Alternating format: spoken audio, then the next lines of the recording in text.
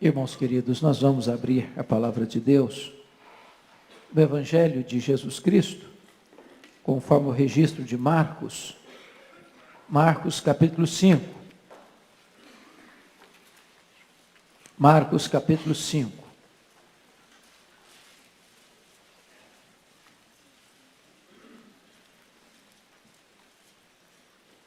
Nós vamos fazer a leitura dos versos 1 ao verso 20. Marcos 5, de 1 a 20.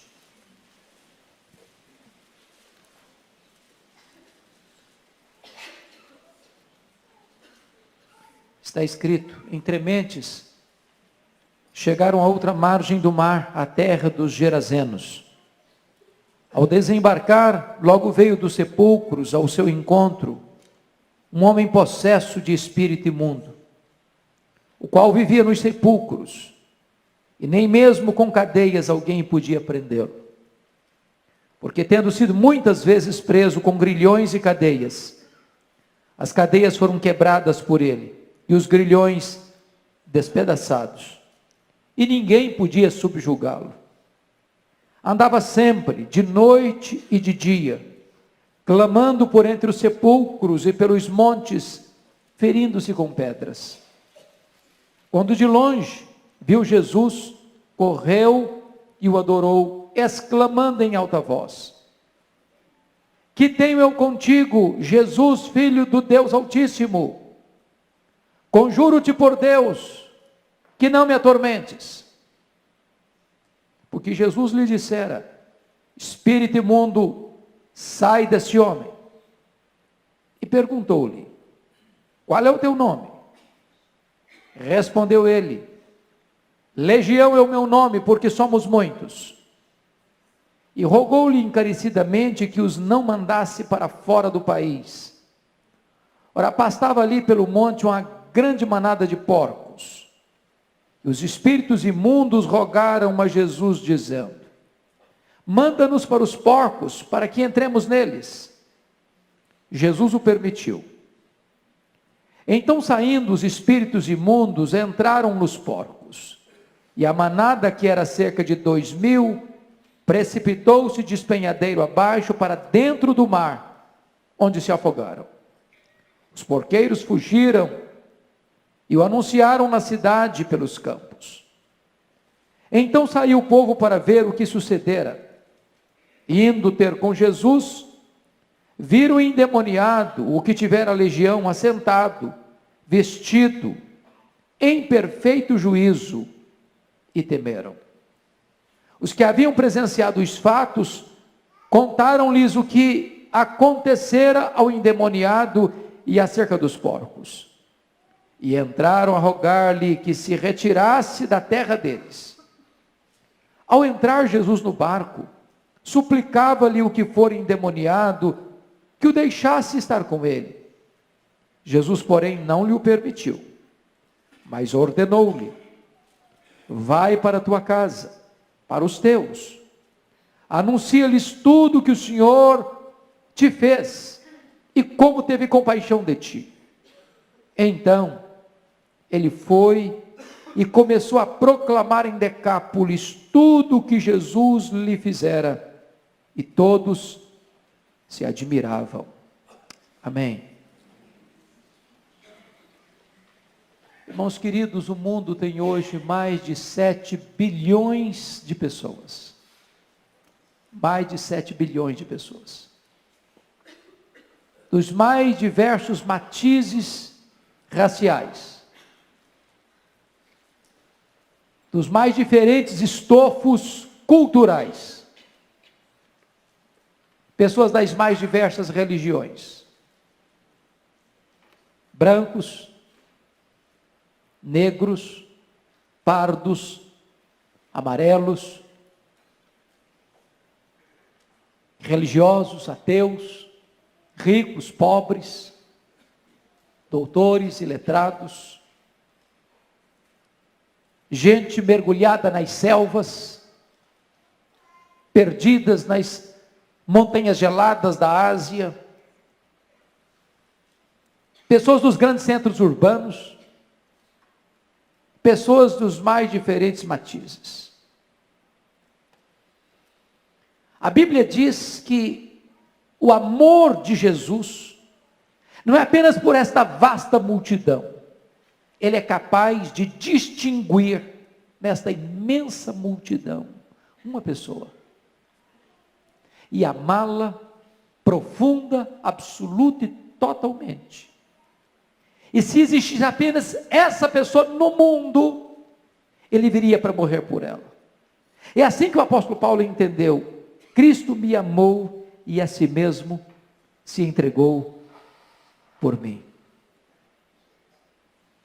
Se vocês estão percebendo, o texto que antecede ao lido retrata Jesus numa terrível tempestade no mar da Galileia. Era noite. Os discípulos aflitos, perturbados, acuados, amedrontados, clamando a Jesus por socorro. Jesus se levanta, repreende o vento, repreende o mar, faz-se grande bonança. Mas em vez de Jesus ir para a sua casa em Cafarnaum, quartel-general de seu ministério, Jesus muda a rota e vai para o lado oriental do lago, para as montanhas de Golã, para a região dos gentios, para a região de Decápolis, para a cidade de Gadara. E ali, ao desembarcar, no sopé de um grande despenhadeiro, onde estava situado, onde tinha um cemitério, e naquela noite trevosa, Jesus chega ali, por causa de um homem, enjeitado da família, um homem rejeitado pela sociedade, um homem que não tinha nome, não tinha dignidade, não tinha mais valor para a sociedade, um homem arruinado pelo pecado, um homem sucateado pelo diabo, um homem que estava prisioneiro das forças espirituais malignas. E apesar desse homem ter sido enjeitado pela sociedade, enjeitado pela sua família, Jesus faz uma viagem, depois de uma terrível tempestade, de noite, para um território gentílico, simplesmente por causa deste homem. Jesus Cristo não tem preferência, rico ou pobre, branco ou negro, doutor ou iletrado. Ele ama o homem, com todas as suas mazelas, com todas as suas ruínas. Ele vem ao encontro deles, para libertá-los, para transformá-los, para salvá-los. Se você perceber, o diabo destruiu a vida desse homem, tirou dele tudo que ele tinha: a saúde, o equilíbrio mental, a família, a paz, a dignidade. Esse homem não tem mais nada, está à deriva, sem casa, sem roupa, sem paz, sem sossego, está nu, entre os sepulcros, entre os mortos, ferindo-se com pedras, perturbado, cheio de fúria, de ira. É uma ameaça para a sociedade, é uma ameaça para a família, é um pária humano, é um aborto vivo. E não obstante toda essa destruição, pois vivia dentro dele uma legião de demônios, Jesus Cristo se importa com ele, Jesus Cristo valoriza ele, Jesus Cristo faz uma viagem para libertá-lo e para salvá-lo. Isso significa para nós, irmãos, que Deus não tem lata de lixo. Isso significa para nós que para Deus não tem vida irrecuperável. Isso significa para nós que não há caso perdido para Deus. Isso significa para nós que jamais devemos desistir de esperar o milagre da conversão, da transformação, da libertação dos cativos. E eu gostaria então de convidar você para olhar esse texto comigo. e para ver o que é que Satanás fez na vida desse homem, para depois nós vermos o que Jesus Cristo fez na vida dele. A primeira coisa que esse texto deixa claro é que esse homem estava possuído por uma legião de demônios. É bem verdade que nem todas as pessoas que estão nas mãos de Satanás estão possessas. Mas esse estava possesso. Quando Jesus pergunta qual é o seu nome, ele não responde João, José, Simão. Ele responde legião, porque somos muitos. Quem responde não é ele, mas as entidades malignas que habitavam nele, que governavam a mente dele, que gerenciavam os pensamentos dele. Para nós entendermos o grau de escravidão deste homem, nós precisamos entender o que é uma legião. Legião é um termo militar. Legião era uma corporação romana de 6.000 soldados. Legião era a força, era a máquina militar mais temida da época. A legião compunha os guerreiros mais perigosos, os atiradores, os flecheiros, os incendiários. Era uma força militar irresistível. Quando a legião romana entrava numa cidade, numa província, arrasava tudo, destruía tudo, matava todos. O que esse texto quer dizer para nós, irmãos, é que existe também uma força maligna, que não pode ser combatida com armas carnais, que está em ação e em curso na história, destruindo vidas, arruinando famílias, arrebentando com pessoas, jogando-as na vala do desespero, da escravidão, da morte. É exatamente este o retrato que nós vemos hoje, de uma sociedade machucada, ferida, barbarizada, desumanizada, bestializada, por uma força maligna que veio para roubar, matar e destruir. Esse homem, ele não é dono da vida dele, ele não é dono da personalidade dele, ele não controla os seus próprios gestos, os seus próprios atos, porque dentro dele há uma entidade maligna. É bem verdade, irmãos, que às vezes hoje a gente pensa em possessão demoníaca, retratado por este homem. E tem muita gente que, à luz dos filmes que parecem por aí de possessão, pensa que uma pessoa possessa fica revirando os olhos, fica babando pelos cantos da boca, e fica falando uma palavra esquisita, e então acham que esse é o perfil de uma pessoa endemoniada. Mas lembre que Judas Iscariotes, Satanás entrou nele, e ele não revirou os olhos, e ele não babou, e ele não falou com outra palavra estranha. Ele saiu da mesa onde Jesus celebrava a ceia e foi vender Jesus por 30 moedas de prata.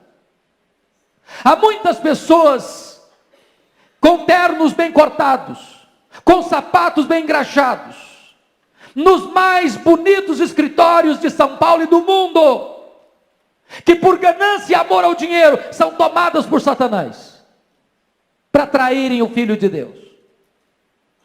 Satanás está em curso agindo, e ele é ladrão, e ele é assassino, e ele veio para roubar, ele veio para matar, e ele veio para destruir. Este homem é uma vítima dessa ação maligna.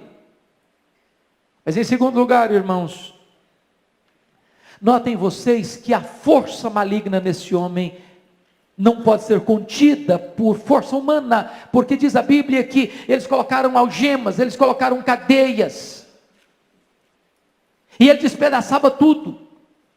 Ninguém podia detê-lo, diz a Bíblia. Havia uma força descomunal, não humana, não terrena, mas sobrenatural, espiritual, maligna, agindo na vida dele, que o levava à destruição. Segundo, terceiro, o texto nos informa, e se você ler os textos paralelos de Mateus e de Lucas, você vai perceber isso. O espírito maligno que estava neste homem levava-o a um sentimento de raiva, de fúria, de violência. Vocês não percebem que O que está acontecendo no mundo hoje parece que transborda fúria. Eu não sei se vocês se chocam com isso, ou se vocês olham nessa perspectiva, mas veja hoje os filmes de Hollywood. Irmãos, é um grau de violência fora do normal. É uma coisa que não bate com a realidade da vida. Por mais barbarizada que esteja a sociedade, por mais sanguinária que seja a sociedade, os filmes exploram um nível tão elevado de sangue, de violência, de barbaridade, que parece-nos que por trás existe uma mente maligna, perversa, extremamente raivosa, para destruir a sociedade, para destruir a família, para destruir o ser humano. Quarto lugar, você vai notar que esse homem está tomado por um senso de autodestruição. Diz a Bíblia que ele se feria com pedras. Gente, a principal coisa que nós temos como ser humano é o sentimento natural da autopreservação. Se alguém atira uma pedra em você, o natural é você tirar o corpo fora. Se alguém ameaçar você, o natural é você se defender. Esse homem perdeu o amor próprio, esse homem se entrega à autodestruição, e é assim que Satanás faz hoje, destrói as pessoas, elas perdem o amor próprio, elas perdem o sentido e o amor à vida, nas drogas, na promiscuidade, na mentira, na ganância, na soberba. Quinto lugar, esse homem está marcado pela impureza. Se vocês perceberem, ele está num território gentílico. Se vocês perceberem, ele está entre os sepulcros, lugar impuro. Se vocês perceberem, ele está tomado por espíritos imundos, impuros. Quando Satanás, na sua astúcia ou na sua fúria, entra, maquina, ele vai empurrando as pessoas para a impureza. Ele vai tirando das pessoas a percepção do que é santo, do que é puro, do que é legítimo, do que é bonito, do que é perfeito. Ele vai distorcendo, ele vai deformando, ele vai caracterizando a vida, ele vai deformando a existência do ser humano.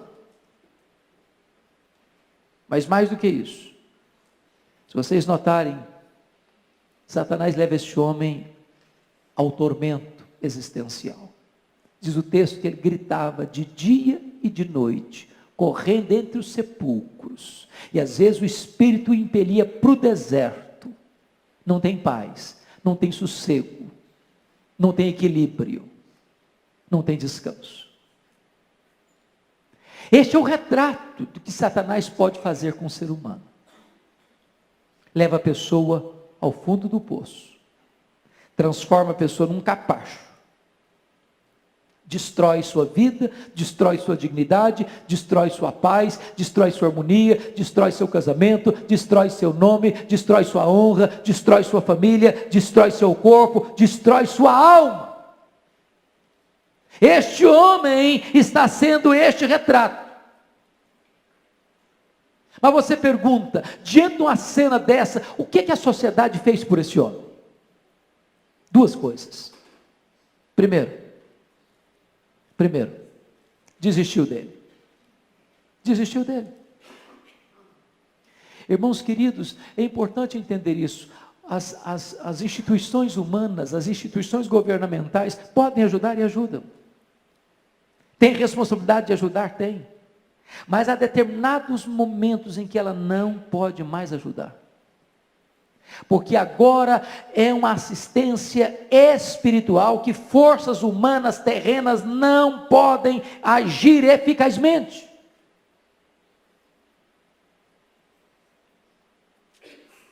É uma obra espiritual. E é nesse sentido que o apóstolo Paulo diz que essa luta não é carnal. Você não vence essa luta com armas carnais. Tem que ser com armas espirituais, poderosas em Deus, para destruir fortalezas e anular sofismas. A sociedade desistiu desse homem. Esse homem está habitando entre os sepulcros, esse homem está no mundo dos mortos, esse homem virou um transtorno para a família, para a sociedade, e a sociedade desiste dele, porque os recursos que a sociedade tem para resolver o problema dele são falíveis, são pequenos, são limitados, são insuficientes. O máximo que a sociedade pode fazer por ele é botar uma algema no braço dele. nem essa algema pode contê-lo. Portanto, queridos irmãos, somente Jesus Cristo, Filho de Deus, pode trazer esperança para os escravizados pelo pecado, para os atormentados por Satanás, por aqueles que foram marcados, machucados, feridos, arruinados, sucateados por forças demoníacas. Talvez você pense assim: bom, mas será que então só aqueles que estão arruinados na sarjeta? E os que vivem uma vida boa? E os que vestem roupas bonitas? E os que frequentam as festas mais requintadas? E os que andam de carros mais luxuosos? E os que frequentam as universidades mais famosas? E os que viajam pelo mundo? E os que granjeiam dinheiro? E os que adquirem fama e sucesso? Satanás anda longe dessas pessoas? Ou elas também estão sendo alvos desse ataque terrível, sutil, perigoso? Porque às vezes, irmãos, a gente pensa que Satanás só age dentro desse território terrível, assombroso. Mas eu lhes direi que o humanismo antropocêntrico, idolátrico, materialista, consumista, ateísta, é uma forma muito mais sutil, muito mais perigosa, que arranca tanta gente para levar para a escravidão, para a morte, para o inferno. Foi por isso que Jesus Cristo disse para Pedro, quando Pedro queria desviá-lo da cruz: arreda Satanás. O que Jesus Cristo fez por esse homem? A primeira coisa que eu encontro nesse texto, irmãos, é que Jesus libertou esse homem. É que Jesus quebrou as correntes. É que Jesus rompeu os grilhões.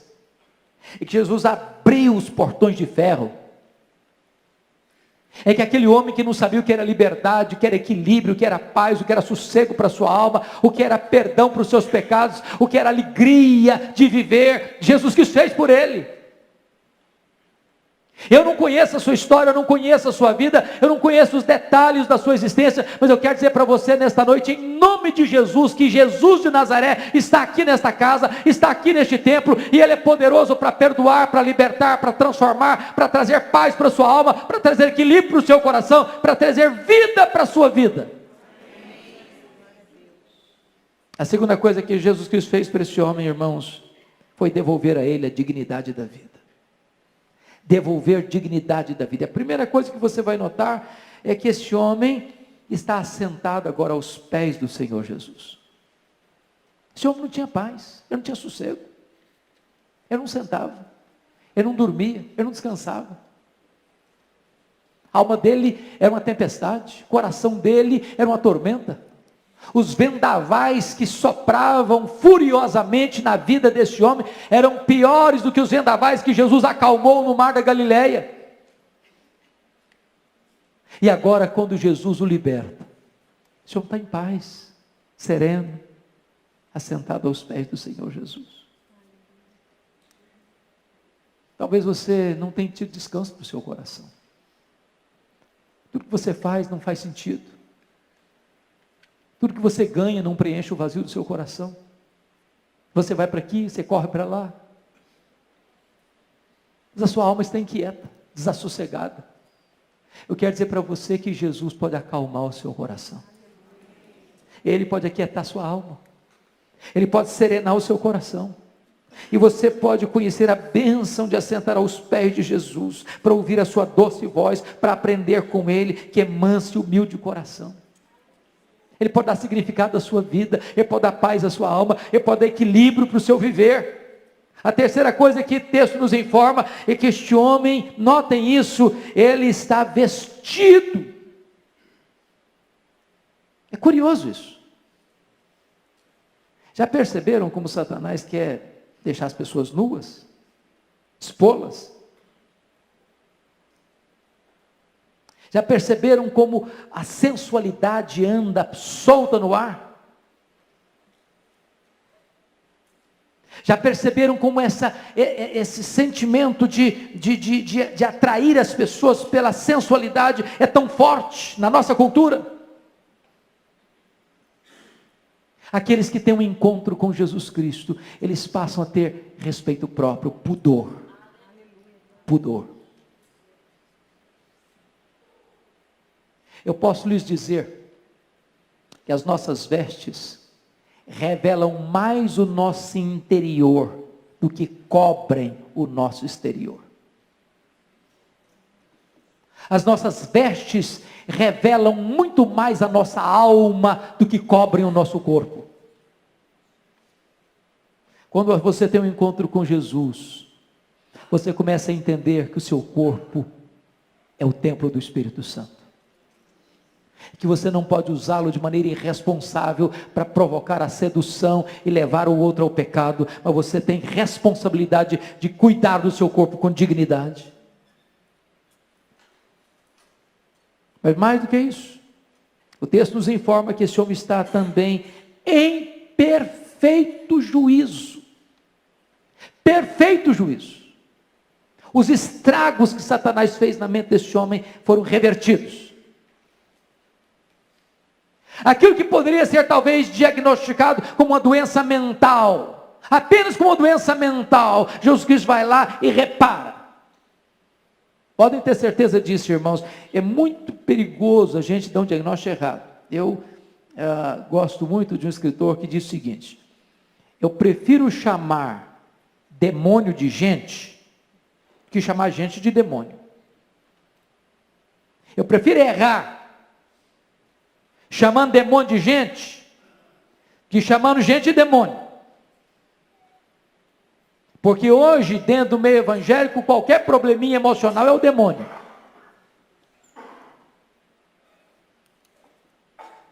Eu nunca me esqueço, um dia em Vitória, eu estava numa reunião de oração, e chega um rapaz, com aspecto perturbado,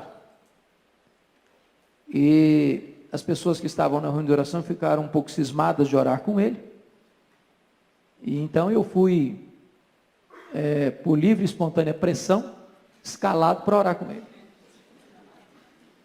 E obviamente eu orei de olho aberto. É claro. Se você um dia tiver que lidar com esse tipo de situação, ore de olho aberto.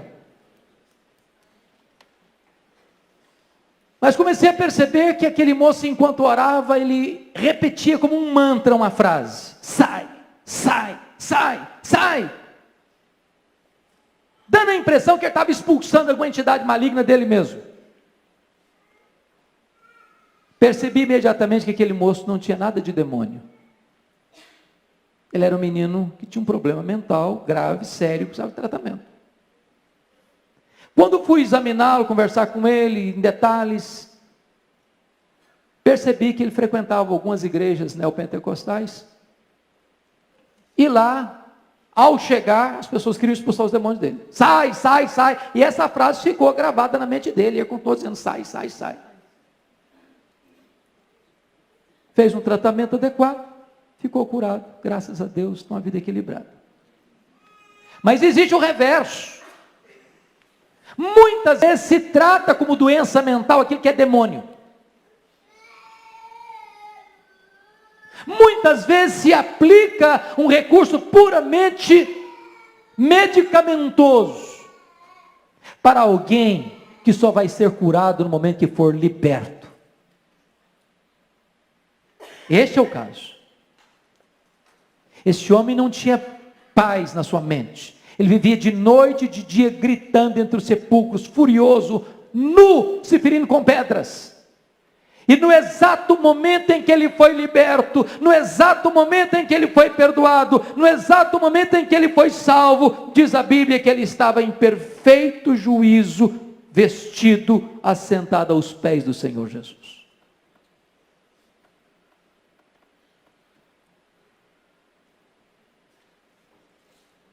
O que Jesus Cristo fez por esse homem? Jesus Cristo deu para ele uma gloriosa missão. Uma gloriosa missão. Fez dele um missionário. E aqui eu fico tão encantado com o Evangelho. Porque talvez a pessoa que hoje mais faz você chorar, talvez hoje a pessoa que mais traz preocupação para a sua família, talvez hoje a pessoa que mais faz você ficar angustiado, chorando, desesperado, diz, meu Deus, o que nós vamos fazer? O que nós vamos fazer? O que nós vamos fazer? Deus pode fazer um milagre tamanho na vida dessa pessoa, que essa pessoa vai ser o motivo e a fonte da maior alegria da sua família. Aquele homem que era um capacho de Satanás, transforma-se em um missionário para sua família, para sua terra, para as 10 cidades de Decápolis. Mas, queridos irmãos, eu gostaria de concluir esta breve meditação, dizendo para vocês que esse texto me intriga profundamente. Me intriga porque ele está eivado de pedidos, de petições. E Jesus atende uma série de pedidos, de petições. E quem primeiro pede nesse texto são os demônios. Eu não diria para você que os demônios oram, não. Acho que o demônio não ora, mas pede. E quando Jesus chega em Gadara, aquele homem endemoniado corre, se prostra diante de Jesus, adora-o, chama-o de Filho de Deus, com medo de viesse atormentar-nos antes do tempo, e faz 3 pedidos para Jesus. Primeiro, não nos atormentes antes do tempo. Preste atenção nisso. Ao mesmo tempo que Jesus é o libertador dos escravos, Ele é o atormentador dos demônios. Segundo pedido, não nos mandes para fora do país. Terceiro pedido, manda-nos para essa manada de porcos. Tinham 2.000 porcos pastando na região. E diz o texto que Jesus atendeu aos 3 pedidos. Aos 3 pedidos.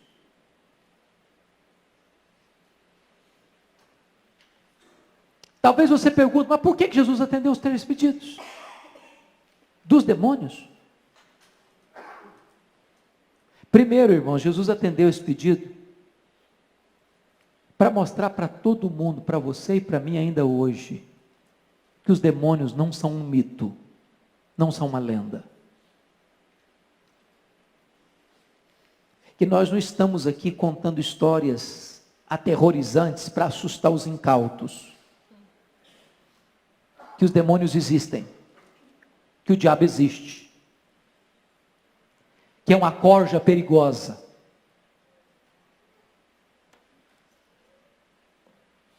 que são espíritos malignos, que atormentam, que escravizam, que roubam, que matam, que mentem, que perturbam.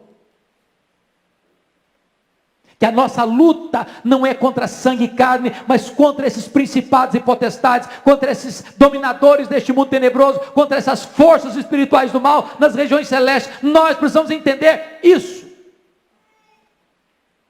Segundo, Jesus permitiu, para desmascarar de uma vez por todas os valores distorcidos e invertidos de uma sociedade materialista que dá mais valor a porcos do que a gente. Porque diz o texto que os gadarenos vieram e expulsaram Jesus da terra deles, porque amavam mais os porcos do que gente. Aliás, os gadarenos não se importaram com aquele homem enquanto escravo de Satanás, e eles não importaram-se com aquele homem depois de curado e liberto por Jesus. Expulsaram Jesus da terra deles.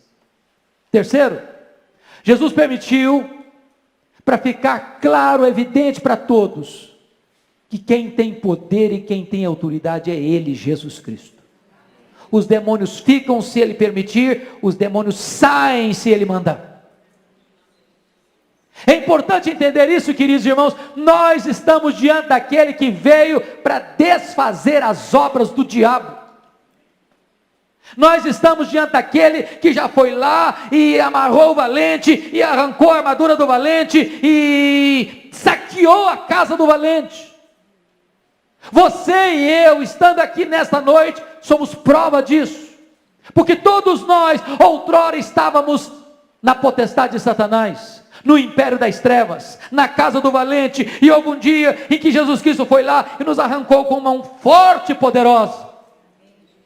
E hoje você e eu somos agentes desta gloriosa mensagem, a mensagem do Evangelho, a mensagem que liberta o cativo, a mensagem que perdoa o pecador, a mensagem que salva e que transforma vidas. É curioso que Jesus atende os 3 pedidos dos demônios, para deixar isso claro.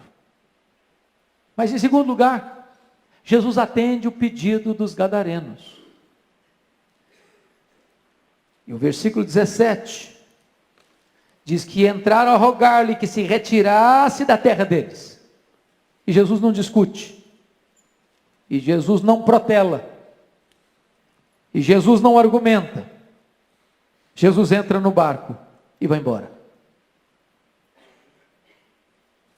Não tem nada mais perigoso para a sua vida do que dispensar Jesus. De Jesus eu não quero agora. Eu não quero. É um grande risco. É um grande perigo. Mas o que me choca e que me deixa perplexo nesse texto, e eu termino aqui, é que também esse homem agora, depois de curado, liberto, sentado aos pés de Jesus, em perfeito juízo, vestido, perdoado, salvo, também faz um pedido para Jesus. Versículo 18, ao entrar Jesus no barco, suplicava-lhe o que for endemoniado que o deixasse estar com ele. E Jesus que acabara de atender os 3 pedidos dos demônios, e Jesus que acabara de atender o pedido dos gadarenos, não atende o pedido desse homem. Não atende. Mas responde para ele no verso 19, confira aí, Jesus porém não lhe o permitiu, mas ordenou-lhe, vai para a tua casa, para os teus. Anuncia-lhes tudo o que o Senhor te fez e como teve compaixão de ti. O que significa isso para você e para mim? Significa que o primeiro território da nossa ação missionária precisa ser a nossa própria casa. O primeiro ambiente onde nós devemos dar testemunho do que Deus fez por nós é a nossa própria família.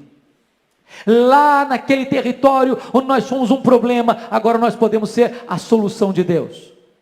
Lá onde nós provocamos lágrimas, nós vamos ser motivo de alegria. Lá onde nós somos agente de morte, agora nós vamos ser embaixadores da vida. Lá onde nós espalhávamos terror e medo, agora nós vamos espalhar esperança. Agora notem que Jesus não ordenou aquele homem a ir contar como o diabo é terrível, como o diabo fez tantas coisas terríveis. A ênfase é, vai e anuncia tudo o que o Senhor fez e como teve compaixão de ti. Não há testemunho mais poderoso do que esse. Jesus fez uma obra na minha vida. Eu era cego e agora eu vejo. Eu era cativo e agora sou livre. Eu vivia arruinado e agora Jesus me restaurou. Eu vivia sem esperança no mundo e agora eu tenho uma viva esperança.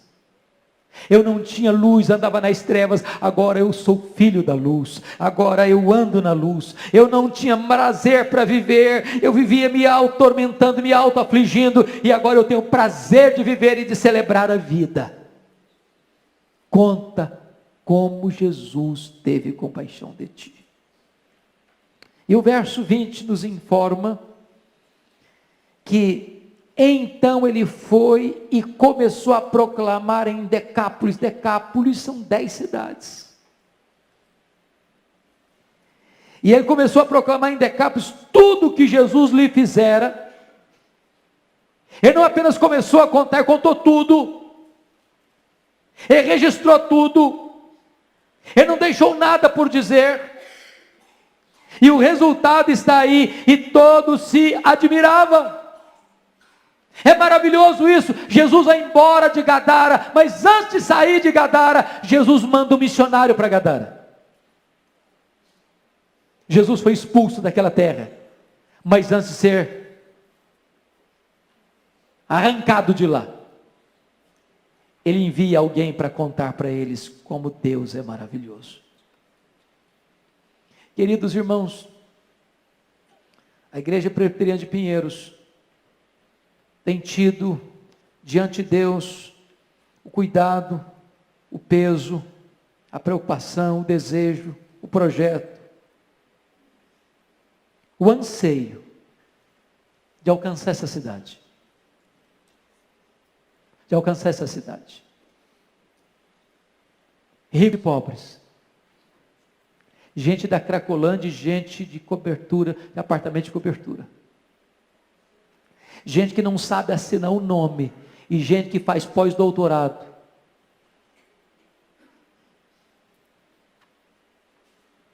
Gente que precisa de uma cesta básica, e gente que não sabe onde pôr o dinheiro. Nós precisamos alcançar todas essas pessoas. Elas estão perdidas, com dinheiro ou sem dinheiro, com diplomas universitários ou sem diplomas universitários. Não importa a roupa que elas vestem, o carro que elas andam, o apartamento e a casa que elas moram, não importa a condição social que elas têm, se elas não estão em Cristo, elas estão perdidas, elas estão arruinadas, elas estão sem esperança, e nós precisamos entender isso.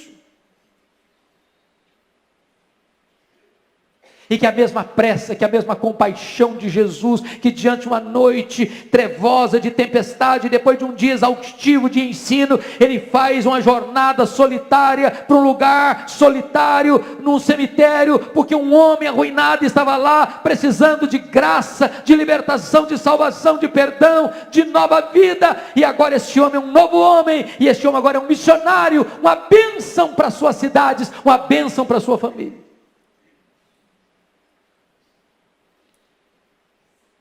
Eu pergunto a você, o que é que Jesus Cristo já fez na sua vida? O que é que Jesus Cristo já fez na sua vida? Eu pergunto a você, o que você tem feito com aquilo que Jesus Cristo fez na sua vida? Quantas pessoas na sua família, quantas pessoas na sua parentela sabem disso? Quantas pessoas dentro da sua casa já foram impactadas com o seu testemunho? Quantas pessoas na sua escola, no seu trabalho, na sua profissão, no seu escritório, no seu hospital, na sua empresa, lá no seu comércio, lá nas suas atividades, sabem o que Jesus Cristo já fez na sua vida? Você não foi salvo apenas para imediatamente ir para o céu, porque se você fosse salvo só com essa penalidade, Jesus Cristo já teria levado você para lá. Se você está aqui, é porque Deus tem um plano a fazer através de você. Vai, conta para os teus quanta coisa o Senhor fez por ti e como teve compaixão de ti. Esse homem não desobedeceu essa ordem. Ele foi, ele contou tudo. E diz a Bíblia que todos, não alguns, não a maioria, todos se admiravam. Que Deus seja louvado, queridos. Que nós nos levantemos, cada um de nós nos levantemos para dizer em alto e bom som, no poder do Espírito Santo, com a urgência devida, o que Deus fez por nós. O que Deus fez por nós. Vamos orar ao Senhor. Feche seus olhos. Curva sua fronte, por favor.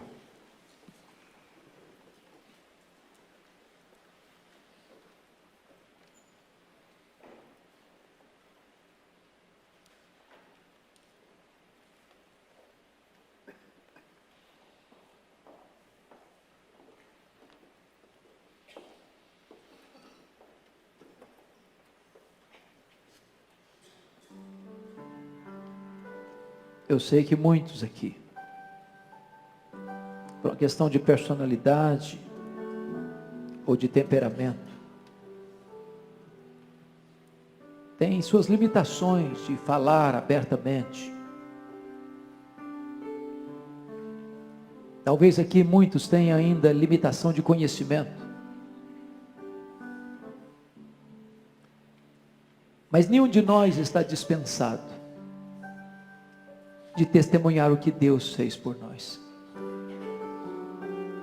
Se não soubermos falar nada, talvez possamos dizer: eu só sei de uma coisa, é que eu era cego e agora eu vejo. Eu estava perdido e agora fui encontrado. A minha vida não fazia sentido e agora faz sentido.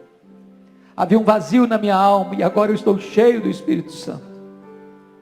Havia uma tristeza nos meus olhos e agora a alegria do Senhor é a minha força. Eu não tinha esperança e agora eu tenho uma viva esperança. Eu tinha medo de morrer, agora eu sei que para mim o morrer é lucro. Vai para os teus, vai para a tua família, vai para a tua parentela, vai para a tua cidade, vai para a tua empresa, vai para o teu escritório, vai para a tua universidade, vai para o teu hospital, vai para a rua, conta para as pessoas tudo quanto Deus fez por você, como Jesus teve compaixão de você.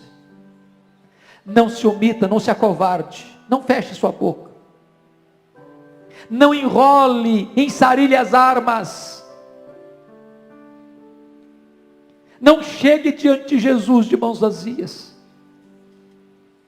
Ele nos salvou, Ele nos libertou, e agora Ele nos envia, Ele nos comissiona, e todos nós que ouvimos o seu chamado para a salvação, devemos receber agora e ouvir a sua convocação para a missão.